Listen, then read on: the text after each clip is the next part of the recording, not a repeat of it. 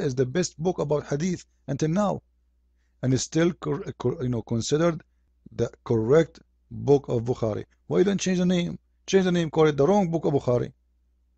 So here we go. We showed you that your Islam, your Quran, missing a lot of verses, more than 80% of it. And this is from Islamic website. I'm going to post the link, by the way, for people they can go and see by themselves. I'm not making things up. And you will see all the reference. Here we go, all the reference. Written by Muslims, done by Muslims, organized by Muslims. I have nothing to do with it. All those reference, and those are nothing comparing to what we can give. All proving Islam to be corrupted books. Not only the Quran, the Hadith too. So now we will go back to the Facebook. In here we see Abdul. His name is Samir Al-Ansari. He said, he quote for us a verse from the Bible. Let us make it bigger. By the way, I don't trust any Muslim quote for me something. I go read the verse from the book itself. So now he's asking how you can explain this. How you explain this? So what the verse is saying? A marriage shall be considered valid only if the wife is a virgin. If the wife is not virgin, she shall be executed. And he's quoting for us this verse. Let us see. Now this is the verse he's quoting for us. The verse is very simple. When a woman, she marry a man and she tell him that she is a virgin woman, and here there's a cheating, there's a lie. So number one, the marriage is not valid because the marriage is based on a lie. Number two, in the Jewish law, if a woman, she committed adultery, or a man, they will be stoned. Very simple. And your prophet, he took it and put it in his book, but later the goat ate it. The same thing. Now, I showed him a hadith about his prophet doing the following for the same exact story. Let us see what Muhammad, his judgment about that. And you will see that Muhammad is a liar. Why? Let me show you why. Here we go. If he is against that verse and he is saying this is bad, okay, well, let us see what Muhammad, and by the way, this hadith will prove to us Muhammad to be a false man.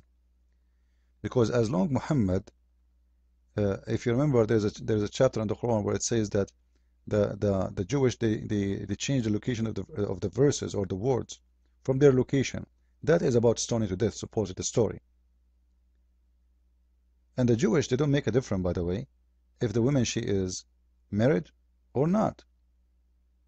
Adultery is adultery. Let us see what Muhammad he made in here.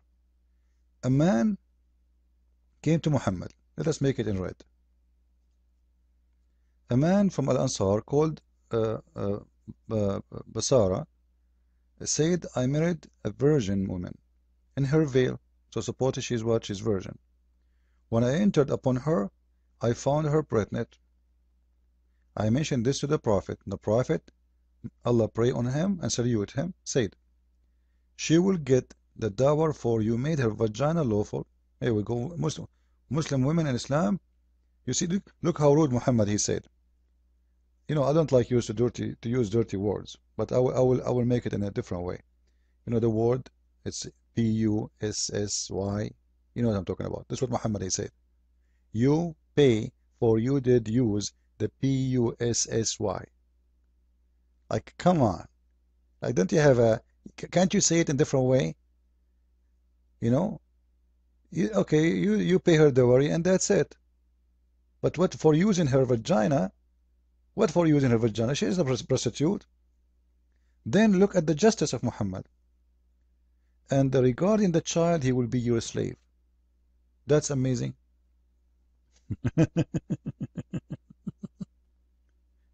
The Muslims complain about why Muslims, why the child will be his slave. Well, give me a reason. What the poor child he did. Did he do any sin? Did he commit any crime? What his fault? What he did? He's not even born yet. He's unborn. So a Muslim speak about justice and in the same time If stoning to death is bad, why Muhammad copy it and practice it all over Islam? And why we cannot find it in the Quran no more? Let me show you why. We cannot find it simply because it's gone. The goat ate it. Sahih al-Bukhari, chapter 6401. Ibn Abbas. Omar said, I am afraid that after a long time has passed, people may say, we did not find the verses. Remember, they are what? They are verses in the Holy Quran.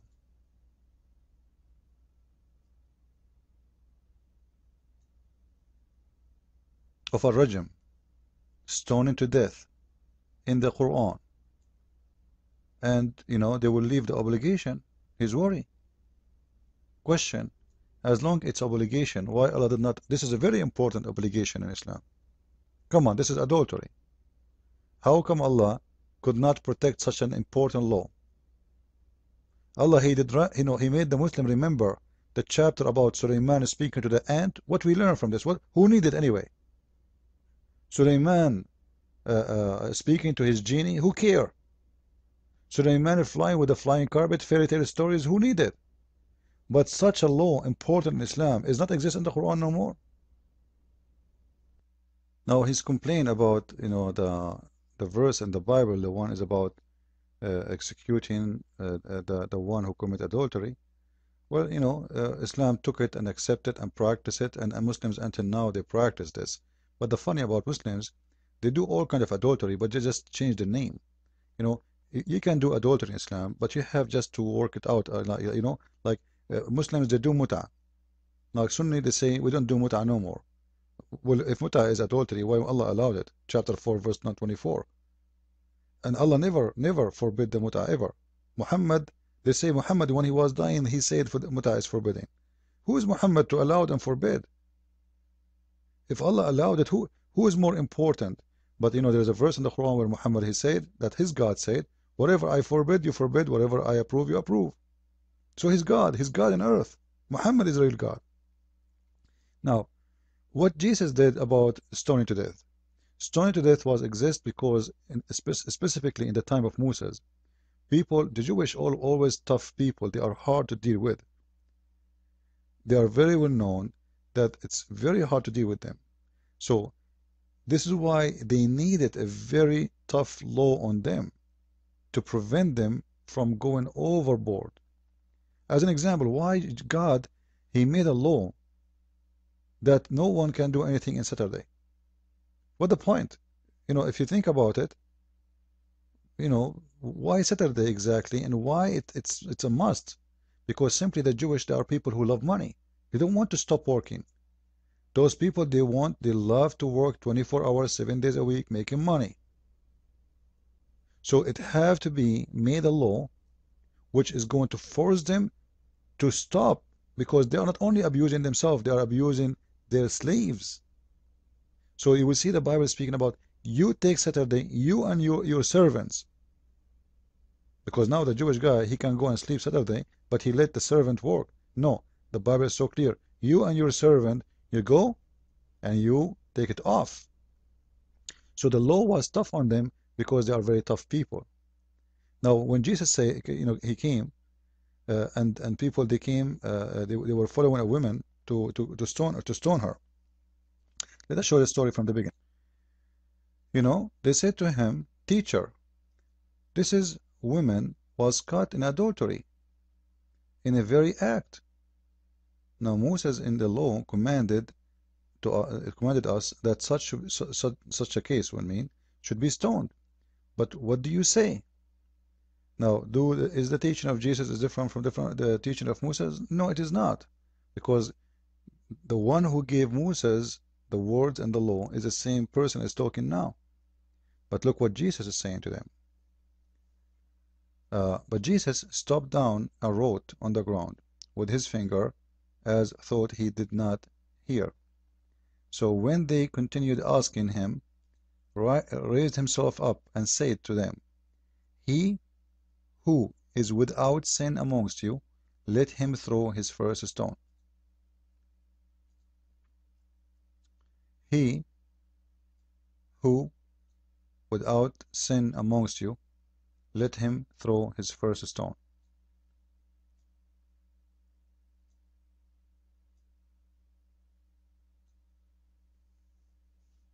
Now, people, they were like surprised by this. They were waiting for him to say, yeah, carry on. Stone her. She's an adulterer. She's a bad person. So what Jesus said, he said, this law is true. It's valid. It's correct. But not for a bunch of hypocrites like you. All of you, you are no better than her. So why you want to stone her? He can read their mind. He can read their sin as an open book. And this is why you will see nobody did. They stopped. They were so angry because they felt ashamed of themselves, and everybody go home. He did not say to them, let me debate about this, let us see what we can do, let me be, He said, very easy thing. If you are not a sinner, do it. So the law was made for those who they are accepted with their righteousness to practice law. Like, when we choose somebody to be a judge, and the judge himself is a sinner, isn't it filthy? Isn't it stupid? Not only sinner, he is an adulterer, he is a filthy, he's a liar, he's a thief, he's everything. So what Jesus said in here, that the law by him is going to be perfect. The law of Moses was to force people to be obedience to what is good, what is bad. When Jesus came, it's not about forcing no more. It's about a choice, not by law, but by accepting the Messiah. If you accept the Messiah,